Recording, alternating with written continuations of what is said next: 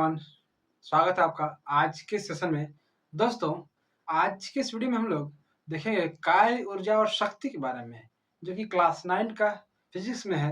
कार्य, ऊर्जा और शक्ति देखते हैं आखिर किसको कार्य बुलाता है, किसको ऊर्जा बुलाता है, किसको शक्ति बुलाता है और डिफरेंट टर्म्स को हम लोग जानेंगे आज। ठीक है दोस्तों, तो चलिए वीडियो को स्टार्ट करते हैं, आज क्लास स्टार्ट करते हैं।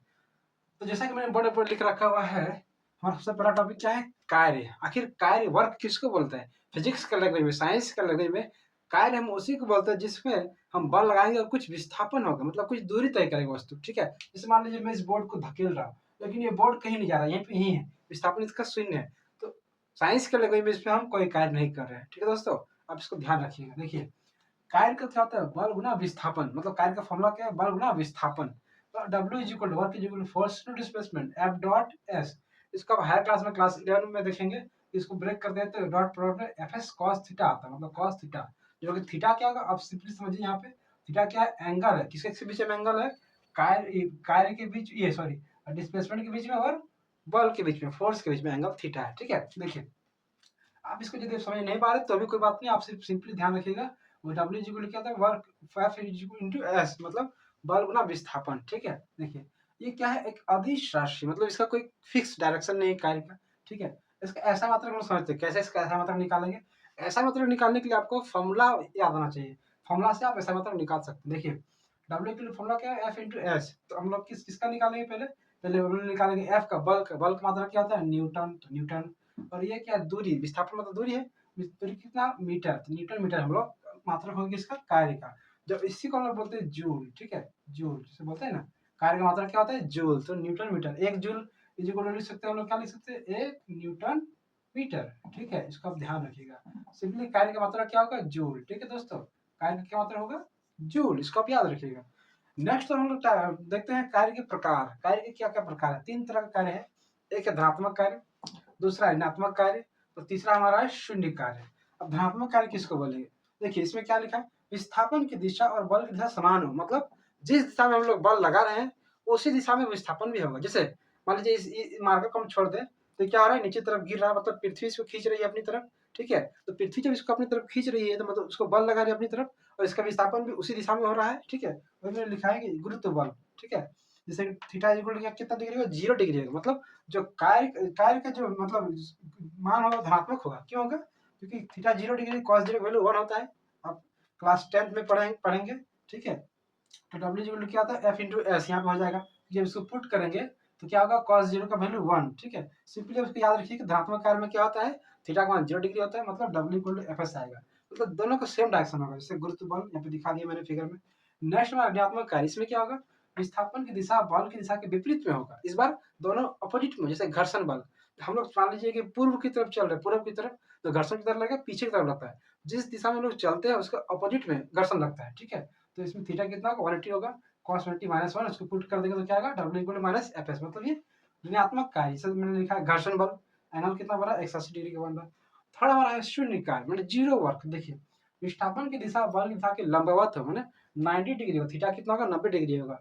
तो cos 90 का वैल्यू 0 आता है, इसको पुट करेंगे W इक्वल टू 0 आएगा। देखिए 90 डिग्री बन रहा है। जैसे कुली तरह कार्य, जैसे कुली माथा में अपना भार लेके चल रहा है। ठीक है, वो चल रहा है किधर? वो चल रहा है मान लीजिए किसी दिशा में चल रहा है। ठीक है, एक दिशा में चल रहा है, इधर चल रहा है मान लीजिए, और लेकिन उसका बल किधर लग रहा है? मतलब उसका गुरुत्वाकर्षण बल किधर लग रहा है? नीचे तरफ लग रहा है। देखिए एंगल कितना बन रहा है? 90 की बन रहा है। cos 90 0, मतलब 0 वर्क कर रहा है। मतलब इसका मतलब कोई काम नहीं कर रहा है, फिर भी हम लोग पैसा देना पड़ रहा है। ठीक है, ऐसा नहीं है, लेकिन साइंस के लैंग्वेज में ये ऐसा ही है, फिजिक्स के लैंग्वेज में ऐसा ही है। ठीक है दोस्तों, नेक्स्ट टॉपिक है ऊर्जा, एनर्जी। कार्य को हम लोग समझ गए, हम लोग समझते हैं ऊर्जा के बारे में। देखिए ऊर्जा क्या है? कार्य करने की क्षमता, मतलब एबिलिटी टू डू वर्क। मतलब कोई भी काम को जब पूरा करना है तो उसके लिए हम लोग बोलते हैं ना, मेरे पास एनर्जी है, एनर्जी नहीं है। तो कोई काम दिया है तो बोलते हैं इस वर्क को कीजिए, बोलते हैं ना हम इसको आप कभी नहीं कर पाएंगे, अभी एनर्जी नहीं है, अभी सुस्त टाइप का लग रहा है। मतलब ऊर्जा क्या है? कार्य करने की क्षमता, उस कार्य कर पाए कि नहीं कर पाए, उस क्षमता को बोलते हैं हम लोग ऊर्जा। ठीक है, अब देखिए ऊर्जा का ऐसा मात्रक क्या होगा? जो कार्य का ऐसा मात्रक है वही ऊर्जा का भी होगा, मतलब जूल। ठीक है, जूल। कार्य और ऊर्जा दोनों का मात्रा क्या होगा? जूल ही होगा। देखिए ऊर्जा के प्रकार हम समझते हैं। ऊर्जा के मेनली मेनली दो प्रकार है, गतिज ऊर्जा, एक स्थितिज ऊर्जा। गतिज ऊर्जा किसको बोलेंगे? तो गति के कारण जो ऊर्जा मिलता है, जैसे कि हम लोग मान लो साइकिल चलाते हैं तो गति हो रहा है उसमें, तो गति के कारण जो ऊर्जा मिलेगा वो क्या है? गति ऊर्जा का एग्जाम्पल होगा। और स्थिति ऊर्जा में क्या होगा? जो स्थिति में परिवर्तन से जो ऊर्जा मिलेगा उसको बोलेंगे स्थितिज ऊर्जा। अब देखिए इसकी फॉर्मूला देखते हैं पहले। काइनेटिक एनर्जी के का फॉर्मूला हो गया गतिज का हाफ एम वी स्क्वायर, द्रव्यमान वेग का यहाँ वेग का स्क्वायर हो रहा है, ठीक है, हाफ करके। लेकिन स्थिति ऊर्जा क्या है, P is equal to M G H हो गया, ठीक है दोस्तों। देखिए गतिज ऊर्जा का उदाहरण क्या, बंदूक से छोड़ी गई गोली, जैसे बंदूक को हम लोग क्या करते हैं, गोली छोड़ते हैं तो क्या स्पीड मोशन में जा रहा है, मतलब उसमें गति में हो रहा है, तो उसमें ऊर्जा होगा गति ऊर्जा।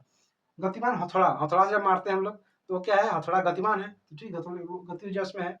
और धनुष से निकला तीर, इसमें ध्यान दीजिएगा, धनुष से निकला तीर मतलब जो तीर निकल रहा है वो तीर में क्या है, गति उड़ रहा है, इसलिए गति ऊर्जा है। लेकिन धनुष की जो तनी हुई डोरी है, जो डोरी होता है धनुष का, उसमें क्या होगा, स्थिति ऊर्जा होगा, कि डोरी का जो पहले स्ट्रेट था वो थोड़ा सा टेढ़ा हो गया, ठीक है, तो उसका स्थिति में चेंजिंग हो रहा है, आटा को हम गूंथते हैं वहां भी एनर्जी मिलता है, ठीक है दोस्तों। जलाशय को पानी से ऊपर बराबर, चेक डैम से पानी निकलता है, वहां से बिजली बनता है, तो पानी जब ऊपर से नीचे गिरती है तब वो पंखा को, वो टरबाइन को घुमाती है, ठीक है दोस्तों, ऊपर से नीचे गिरे मतलब उसमें हाइट में चेंज हो रहा है, ठीक है, तो हाइट से जो एनर्जी मिलेगा, स्थितिज ऊर्जा मिलेगा, उसको स्थितिज ऊर्जा बोले, स्थितिज ऊर्जा मिलेगा, स्थितिज ऊर्जा उसको बोलेंगे, ठीक है दोस्तों। हमारा नेक्स्ट टॉपिक है ऊर्जा संरक्षण का सिद्धांत, मतलब कंजर्वेशन ऑफ एनर्जी। ये क्या है, देखिए ऊर्जा को न तो उत्पन्न किया सकता है और न ही नष्ट, मतलब एनर्जी के neither be created not be destroyed. क्यों, क्योंकि ऊर्जा जो है वो संरक्षित है। जैसे आप समझिए, जैसे सन से जो ऊर्जा मिलता है, सूर्य से जो ऊर्जा मिलता है वो प्रकाश की ऊर्जा है, और पेड़ पौधे उस ऊर्जा को लेते हैं, वो क्या उसमें कन्वर्ट करते हैं रासायनिक ऊर्जा में, केमिकल एनर्जी में कन्वर्ट करते हैं, अपना फूड बनाते हैं, खाना बनाते हैं, ठीक, ऑक्सीजन जनरेट करते हैं, ठीक है दोस्तों। तो इसे केवल एक रूप से दूसरे रूप में रूपांतरित किया सकता है, जैसे कि हम लोग क्या करते हैं, मोमबत्ती, उसमें भी एनर्जी मिलता है, उसे हम लोग लाइट एनर्जी में कन्वर्ट कर देते हैं, ठीक है। जैसे बल्ब बल्ब जलता था, क्या है, इलेक्ट्रिसिटी से एनर्जी किया, वो लाइट एनर्जी में कन्वर्ट हो गया, ठीक है दोस्तों। मतलब ऊर्जा क्या हो रहा है, एक रूप से दूसरे रूप में रूपांतरित किया जा सकता है, उसको न तो नष्ट कर सकते हैं पूरी तरह, न ही पूरी तरह उत्पन्न कर सकते हैं, ठीक है। ये ऊर्जा संरक्षण सिद्धांत है। मतलब जो कुल ऊर्जा होगा ई, टोटल एनर्जी क्या होगा, वो इक्वल होगा kinetic energy plus potential energy, दोनों का सम का इक्वल होगा। इससे मैंने एक फिगर लिया हुआ है, जैसे देखिए एक फिगर में है, तीन कंडीशन है, एक बॉडी का एक वस्तु का रखा है, एक पोजीशन ए पे, फिर बी पे, फिर सी पे। जब उसको ए पे रख रहे हैं, कुछ हाइट पे है, ठीक है, हाइट पे, तो यहाँ पे तो हाइट के कारण जो एनर्जी होगा, मतलब उसका क्या होगा, पोटेंशियल एनर्जी होगा खाली, कहीं यहाँ पे क्या होगा, जीरो होगा, क्योंकि उसका मोशन नहीं हो रहा है, गति नहीं हो रहा है। सेकंड देखिए बी पोजीशन में, यहाँ पे थोड़ा सा नीचे आ गया, देखिए इसका क्या होगा, हाइट हाइट तो एनर्जी है ही, इस यहाँ तो कुछ ना कुछ हाइट है ही, लेकिन कुछ मोशन हो, कुछ गति हुआ, तो इसके पास काइनेटिक एनर्जी भी हो जाएगा और पोटेंशियल एनर्जी भी हो जाएगा, दोनों का सम हो जाएगा, ठीक है दोस्तों। थर्ड थर्ड हमारा क्या है, देखिए जमीन पे जब आ जाएगा, वहां पे जमीन में आ गया तो इसका काइनेटिक एनर्जी मैक्सिमम होगा, लेकिन पोटेंशियल एनर्जी जीरो हो जाएगा, क्योंकि हाइट नहीं है, ठीक है, तो इसका पोटेंशियल एनर्जी जीरो, लेकिन काइनेटिक एनर्जी मैक्सिमम होगा। मतलब काइनेटिक एनर्जी घट रहा है तो पोटेंशियल एनर्जी बढ़ रहा है, या पोटेंशियल एनर्जी बढ़ रहा है तो काइनेटिक एनर्जी घट रहा है, लेकिन जो टोटल एनर्जी दोनों का सम है वो क्या है, कांस्टेंट है। तो वही बोल रहा है कि ऊर्जा संरक्षण सिद्धांत में ऊर्जा को न तो उत्पन्न कर सकते नहीं नष्ट कर सकते, मतलब एक रूप से दूसरे रूप में क्या होगा, वो रूपांतरित होगा, कन्वर्ट होगा, ठीक है।